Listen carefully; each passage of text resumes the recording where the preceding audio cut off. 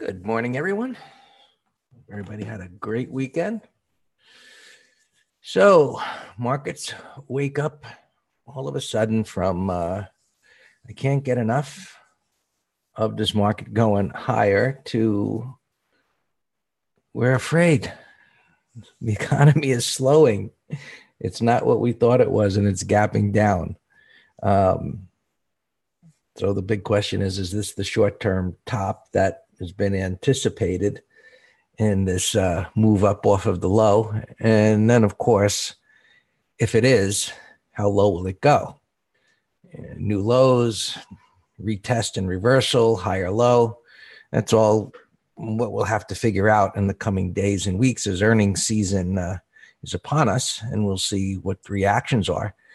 And I think tomorrow is Netflix, which has kind of led the market higher, so that should be interesting. We'll see what the reaction is there. Last I looked on some of the, I think it was Citibank I saw coming across. It wasn't too much of a move, and financials haven't done too well, but kind of bounced with the rest. Anyway, so I have the energy sector up here, which was one of the leaders last week in the move up, and kind of a similar pattern. That's why I picked it. How undervalued banks are. Maybe they are, Dan. You know what we say. Undervalued can be more undervalued, and oversold can be more oversold. So he could be correct. What does the chart support? So we'll see. Yeah. So this is a similar pattern that we see right now with the wide range bar coming off of the low after the little climactic move lower. And then the second wide range bar, and then the continuation up. And we see how the ranges begin to contract up here. And of course, the candle bodies. So that tells us that momentum is slowing. And when we see that, we look to the left and simply say, is there a reason for it to slow here? Meaning, is there price resistance? And yes, there is. Is it in a downtrend? Yes, it is. And then we look for confirmation, meaning a pattern that says, okay, yes, it's now rolling back over again. And we see that. Right? So here's the pre-market information. We'll look at other things that are more active, but this is the kind of pattern that we want to see when we're looking for short setups within a downtrend when prices retrace to resistance. I've talked about this in the past, how as prices come up, whether we have like a one bar moving up into that resistance and then a red bar reversal, you're still in an uptrend on the hourly chart. So while that could be the trigger, we want to see the hourly roll over. And we see that is beginning to happen now. Of course, it's pre-market. But you can see kind of like a head and shoulders here. And whether it's a head and shoulders or going sideways, this kind of like a breakout failure, the head. In any event, what we see is some sideways movement on the hourly. And you can see that on the daily, of course, but it's more of a just move up and a stall. And then as it rolls over, we now have a setup with alignment of multiple time frames, in this case, the daily, the hourly. And of course, during the trading day today, assuming this continues to go lower, the 5-minute will be in a downtrend. And if you're a day trader, there's your setups to day trade. And this could certainly be a swing trade. Now, the turning point is always tricky. And one of the things I said last week is as we started to get up and then there was a stall, I said, buyers aren't going to give up on this so easy. And they didn't. And on Thursday, and when looking at this chart, it's similar than others. You had the gap down. And it looked like that was it since it took out Wednesday's low and the buyers showed up again. And then Friday, the buyers, they held on right into the close. Like I even wrote about this in the newsletters, like, the price action, what buyers did on Thursday and Friday, while everything is suggesting we're near a turning point, the buyers aren't letting it go. So now we wake up on Monday, and now all of a sudden, China is the biggest slowing in a long time, and now is the economic growth, yada, yada, and, all of that. So now the question is, does this gap down that we're seeing this morning stay down? Do we stay below the opening price? and we'll look for some intraday patterns to see what's happening here. But initially, my takeaway from this is find shorts, buy puts. You want to sell bear call spreads, whatever. We have a pattern here of some consolidation and a gap down, and maybe we give it 10, 15 minutes, whatever, to see if it can bounce back up again. But this is a pattern that suggests it's going to pull back, and then we'll see how far it pulls back from there. So let's go through the charts. To short ERY. Is that another ETF? I'll buy this. That makes sense. I see it. Sure, why not? Yeah, I like it. So we can buy this as this goes up. Absolutely. Okay, so there's another idea. And so there we have it. And again, we're going to see similar patterns, similar, right? Not exactly the same, but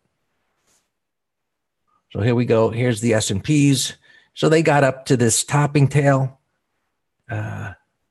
area here, bottoming tail and the retest.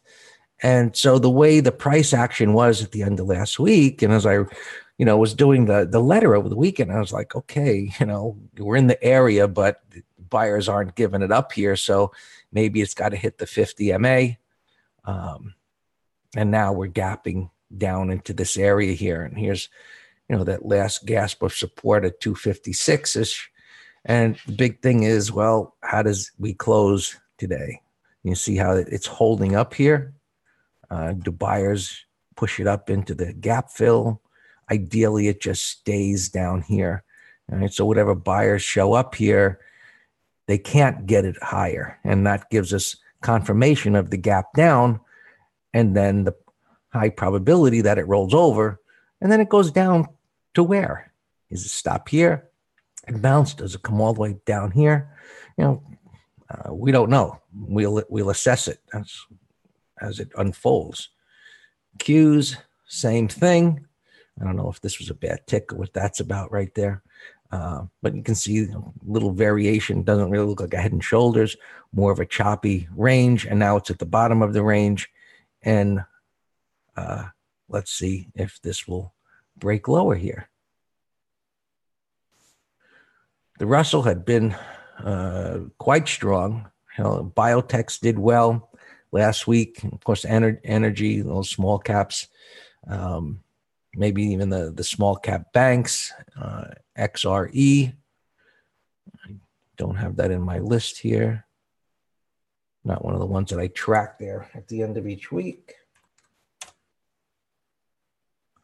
Yeah, so that ground its way up as well, kind of holding there. In any event, same thing. And this was right at the 50, which was in alignment with that price resistance there. You can see the hourly, little gap down. And so as this begins to roll over, same thing. We want to see if it can stay low and then drop. And we want to see, if your bias is for shorting and this market to go lower, you want to see this hourly turn down and start to trend lower. And then shorts become high probability trades versus here where the hourly is going up. Well, shorts tend not to work out as well, except for like short-term day trades where, you can have a day that's down, but then the hourly meets its support and then it flips back up again. And from a short perspective, you get out of the way until the hourly is in a downtrend and the 5 minutes in a downtrend, and so on. Daily is already in a downtrend, but it's had a pretty deep retracement. So we got to give that some respect as well. Transports have been showing relative weakness. They're kind of just hanging up here. One of the airlines was downgraded. So, we'll see what the effect is here. So the transports, we want to keep an eye on to see. Let's assume the market does stay down on this gap lower. Do the transports show relative strength? Do they roll back down as they should because they've been weaker? So thank you. Yeah, it was Delta that was downgraded. So is Delta, that's interesting. And all right, a wide range bar, and it's already down here. but it didn't participate in the move up. So maybe that makes sense, but it's not something I would short. I'd rather go and short the things that were moving up already in that resistance than something that's kind of chopping around sideways. So well, we'll see what the transports do. Diamonds, same thing, gap down. Can it break this support here? Move under 237. And then figure it'll move down toward the 20, which is in alignment with this area. And, big thing, as it begins to turn, how does today end? So we've got this initial bearish gap down. How does it end? Is it a red bar that's closing below Thursday's low? That would be good if you want to be short, looking for lower prices. So if you got a pretty bearish bar, you've got a gap down, and sellers kept control, and it closed weak, and so on. If we close with a bottoming tail bar, it's like buyers just not going to give it up here. They're going to make it so hard, and then we'll see what happens. So the turning points are always difficult, but we got a good start here. And so here are the futures, 24 hours is where they're trading. So far, we got the red bar. It's opening, well, it's opened over here, but so far the close is below Friday's low. So it's a good start. It's into that first resistance area. And, it was looking based on the close on Friday like the 50 MA was the next stopping point in this area up here. But again, we'll see where this ends up at today's end. Qs, and this may be the better place to be shorting. It's right at the 50, so it's got a moving average resistance that's focused on. It's in price resistance. Had those few days up there, red bar. But again, it's the beginning. Let's see if it can bounce up, and if not, if this doesn't bounce after 30 minutes above this level here, then the odds increase dramatically that it's going to go down. And same story, right? We talked about this last week too, how all of these indices look very similar in their patterns of the little climactic move and the wide range bar, and the second one, and the moves up into some resistance. Some got to the 50, some didn't, and so on. And part of the reason of thinking, why did breadth get to such an extreme, and this high point up here was about 340-ish, and historically, it doesn't get that high too often. I think Alex said the last time when he went back and looked, it was like 2016, and then that was also when that happened. There was a big market drop afterwards, but once that settled down, there was a big advance from there. So well, obviously we always see what we have, and then we get our bias and then go from there. We'll see. So we've got some historical information from the past with a breadth number like that. We'll see if that relates to the future in the coming weeks. And bonds are kind of holding up here, and they tend to move up while the markets move down at times, as they call it, that flight to safety. But we'll see. This was a big high point and deep retracement here. So we'll see what bonds do. And of course, the concern here is if they continue to drop, interest rates will go up, and that's good for our yield curve. And we'll get to that another day. Oil pulling back a little bit here, as it should, from resistance after a wide range bar. Right, so this is what we call a wide range bar igniting. This we call a wide range bar ending. Yeah, there was some comments on MU this morning, Fabio. I can't remember what I read. Anyway, it wasn't bullish and it wasn't all that bearish, but I saw that it was lower. Right. So, and it's a similar pattern that, that what we've been looking at. And so we shorts, intraday shorts, you take note of your intraday supports, and but it came off of the low. So Yeah, so the China slowing economy was the news this morning. But did the economy just change, from 2 weeks ago after, all these markets have been going up? It's just interesting, why the markets all of a sudden focus on some news event where it had to be no different, but all of a sudden this news kind of materializes for us at the appropriate time on the chart. Gold continues to hold up. Right? Pretty interesting. I think there was some news. What is it? Newmont buying gold, some other company. I forget what it said. Yeah, GG. Yeah, thank you. So, I mean, that's the theme for today. A lot of markets up into resistance.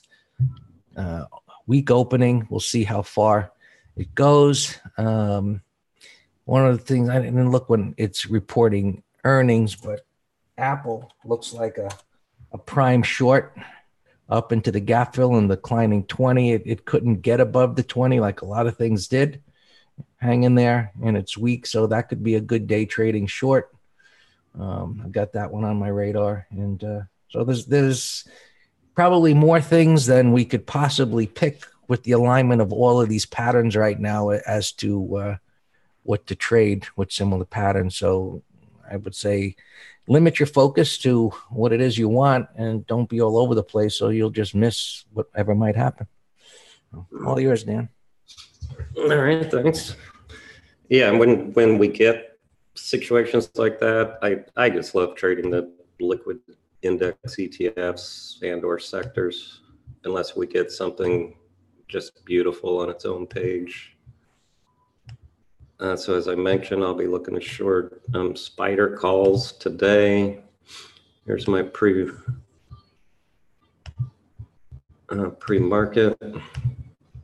15-minute chart. So we got our gap down here, but it's holding. It's not a no-brainer, so we need time on our side. Last Wednesday, Greg and I were doing some trade review over the weekend.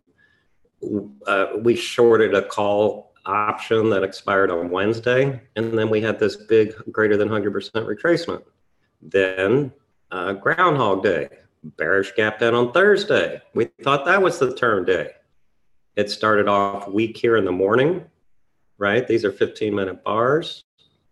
So, 45 minutes of weakness, and then it ripped to the upside. So it's like Greg said, this is off to a good start. I would love it even more if the signal in the put call ratio was better, but that's not going to prevent me from trading the charts, of course. So we just need to wait. I like the idea of 30-minute low. Open positions, we're very, very light. And even in our advisory letters over the weekend, we're kind of telling, that there's any longs are just day trades, but now we have a gap to deal with. So I don't know if we'll have any long setups today. We'll see. We'll play it by ear. But open positions were very light. Whiskey Bravo, we had a call, we had a condor, and we closed out the call spread for 5 cents. So we're still in a put spread with a tightened stop that would lock in a profit. Tilray, I covered half of our put spread for greater than 50% gain in one day on Friday. We're holding the back half. It still looks fine. Tandem, we have just a 25% lot is all at $40. And I'm looking to add, I think Pat did a fantastic job legging into a covered call here on the spike. This little oil stock I never triggered, kind of lagging the oil index ETFs, but I'm going to keep an eye on it, but nothing to do with it now. Let's look at some other watches. There's Citicorp selling off a little bit now on the earnings. Yeah, GG a buyout, so I'm not messing with that. Lulu here. Raise guidance. This is a bullish pre-market, so I put it on in a little window here on the middle. Lulu 15, gapping up to like 137, which is right at this prior high. But we'll see. Maybe 30-minute high. We do have a day trade or a pullback or whatever. GCI, they said some hedge fund's going to make a buyout, a bid for them. I got no interest in those. Telluride lowered guidance, 1230. That's a very bearish gap. I'm going to put him in this upper window.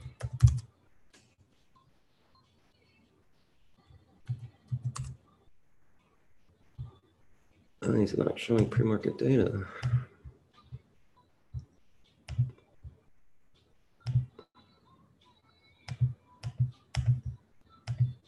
And that's why he doesn't want to work. All right, never mind. Hey, Yeti, I saw this guy coming by the ticker today. I'm assuming this is the Yeti cooler and not the Yeti microphone that Greg and I have. So as a recent IPO, I missed it, but bullish gap here to 1850. Not a tier 1, but we'll keep an eye on it. This MBOT, I noticed, I put this on the Facebook group as a watch. It was gapping up right to $4 when I saw it earlier. So $4 is here. So it's a big gap, but the weekly climactic buy setup, little breakdown failure, consolidation, monthly. Look at this monthly. It had a high of 189,000. And ever since 2012, it's been in a coma. So it's coming out of the coma. I looked it up, what it does. Alex, take a guess at how many full-time employees they have. It's a little medical device company. We looked at that. SERV, I was watching as a put spread, but I'm not going to be swimming upstream with these. If the market's at a turning point, I'm not selling put spreads. But MDOT, the Yahoo Finance says it has 8, not 80, not 800. Public company, it has 8 full-time employees. EFX, another bottoming pattern. You know, I think I looked at it because there was a journal article. This little Azul we found when I was scanning Friday I was scanning under the beastly stocks.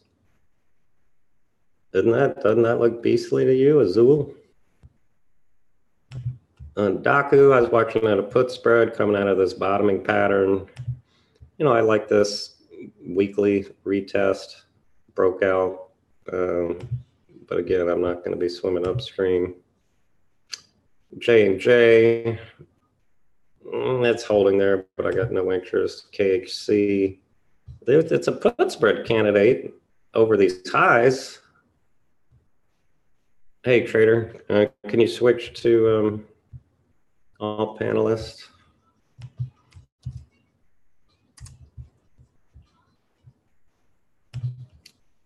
Oh, Lily.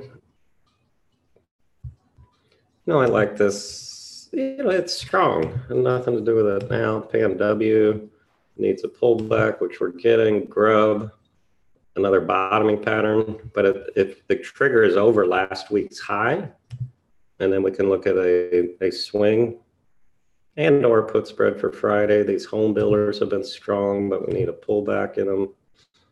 Toll, Len, AMD, I'm watching. LOW, another bottoming pattern, broke out, higher low. So that could be a go-to if we wanted something long as a day trade, but it has to be over Friday's high. This was another bottoming pattern as a put spread candidate, but I'm going to get rid of him. X-ray looked great on the daily, weekly, coming out of this retest pattern. We'll watch that on a pullback. Yeah, Roku. Hey, PCG, remember? We said stay away from this. Now, I'm no fundamental trader, but if they're threatening bankruptcy, why is it trading at $9? My only guess is that, you know, they aren't bankrupting the whole company. They're, you know, they still got part of value in there. But I'd be curious what the puts are here. We'll let them settle down. The spreads are just going to be preposterous at the open, so I'm not going to even give them the pleasure of putting me in a bad mood. Toll looked great on a pullback. That was a no-brainer put spread.